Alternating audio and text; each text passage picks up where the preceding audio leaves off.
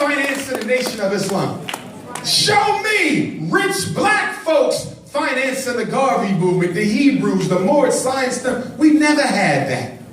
Even Dr. King, mainstream Southern Christian Leadership Conference, could barely get rich blacks to donate anything.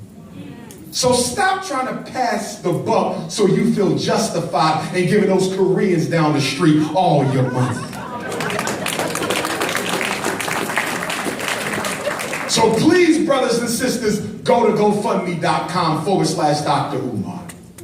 Now, a couple weeks ago, the police were at it again in Baltimore. They took one of our young brothers, Freddie Gray, separated his spine from the column of his brain, and then said he did it himself. I mean, sometimes they think we stupid. How can a person separate their spine from their skull? Do you know how much nerves run through this? So what are they trying to say? The brother reached back here like Predator and snatched it? And then our brothers and sisters took to the streets. They called them rioters. President Obama, who you love, called them criminals. The mayor of Baltimore called them thugs. Ferguson all over again. But it was a little twist to Baltimore. Because see, Baltimore, they've been catching hell for a long time. They was ready to pop for a minute. This was just the switch that ignited the haystack. So when I heard about it, I spent so much time in Baltimore. Frederick Douglass and Harriet Tubman came from Baltimore. It's only 90 minutes from Philadelphia. I'm always there. I said, I want to have a town hall meeting to get to the bottom of this because somebody's lying. So if you go on YouTube and type in Dr. Umar Baltimore Town Hall meeting, you can watch the whole thing. It's like 3 hours. Testimony after testimony from brothers and sisters telling the truth about what happened. And guess what really started the riot? Well, they came in after, but guess who initiated the riot? There was a Baltimore Orioles game. Our brothers and sisters were having a peaceful protest against police brutality in the name of Freddie Gray. And the white folk, drunk from the game, rushing to get home, came out the Orioles Stadium face to face with our peaceful youth and started shouting the N-word. Face to face with our peaceful youth, trying to run them over with the cars. Face to face with our peaceful youth, started throwing rocks and bottles and stones while the police stood there and watched them and ain't do nothing about it. And so the youth said, if you're going to let them do this to us, this ain't the 60s no more. We not having it. So they picked up the stones and started throwing them back. The riot was started by racist white folk who didn't want to respect a peaceful, nonviolent march from black youth. Did Wolf Blitzer tell you that? No, he did not. Did gay-ass Don Lemon tell you that?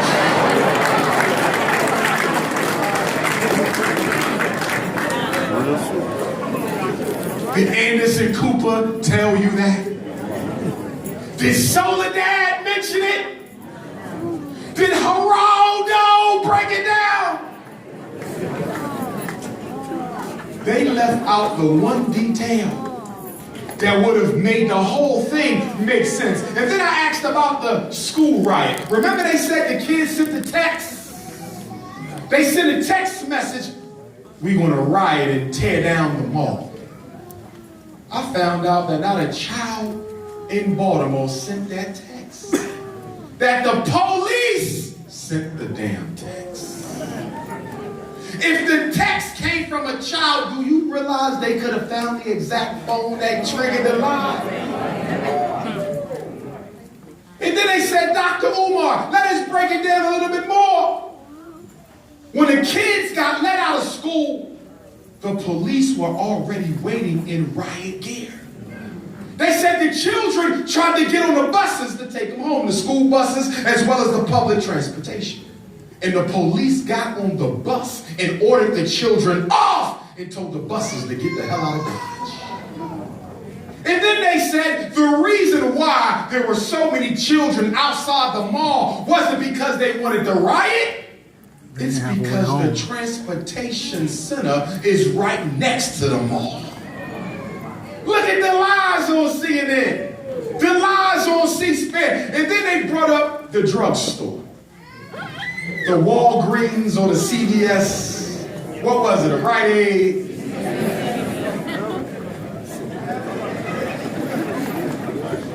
First of all, I didn't have a problem with that burning anyway. You know why? Because people was all on my Twitter, well, Dr. Umar, you said you support the rebellion, but do you realize that some of our people need the medicine from that? I said, are you aware that there's research coming from the American Medical Association, the white folk, that said most black people who die from disease are not dying from the disease, but the medication they take for the disease.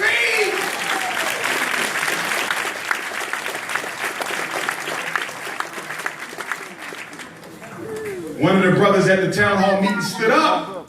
He said, Dr. Umar, don't you find it odd that they got video of people stealing stuff out the drugstore, but no video of the people who allegedly burned it down? He said, do you know why that is? The police put that thing on fire. They said, look, if it was one of us, we would have been arrested the next day. They said, furthermore, do you realize that right next to the drugstore is a strip of stores? There's a weave shop, fried chicken restaurant, sneaker store, and then a place that sells like blunt paper, weed paper. So do you mean to tell me weed, sneaks, chicken, blunt paraphernalia?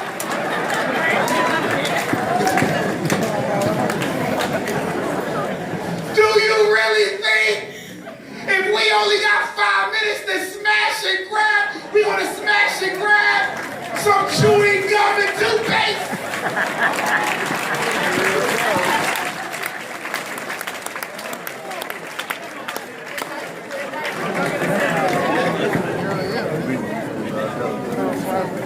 You gotta be careful of what you watch and what you listen to. The media is a propaganda campaign designed to control public opinion. And the sad thing about media, the sad thing about our black film producers, Spook Lee and John Simpleton, Tyler Ferry and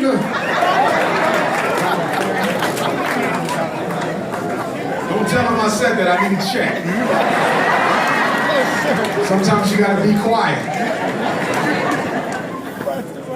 Somebody told me yesterday that the city of Atlanta wants to give Tyler Perry like 100 acres to build a massive entertainment and movie production complex. Now some of y'all say that'd be nice, but you're missing one thing. They not investing in that for you. That's for the new Atlanta. Or better yet, the old Atlanta.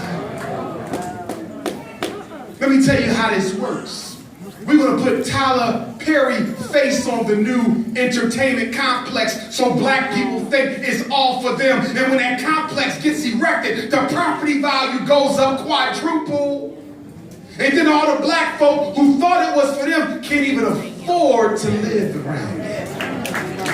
Same thing they did in Brooklyn when they put Jay-Z's face on the Brooklyn Nets and moved millions of black folk out of Brooklyn, raised the property value, and sent them out homeless. Use a black face when you want to erase. White folks ain't put no money in you. You don't even invest in yourself. So I'm gonna go back down to Baltimore and do some work. I'm I'm going to start a youth chapter down there. I love Baltimore. If you've never been to the Great Blacks and Wax Museum, go check it out. I was on CNN. Some of y'all saw it. TV One. They had a town hall meeting on the Baltimore River.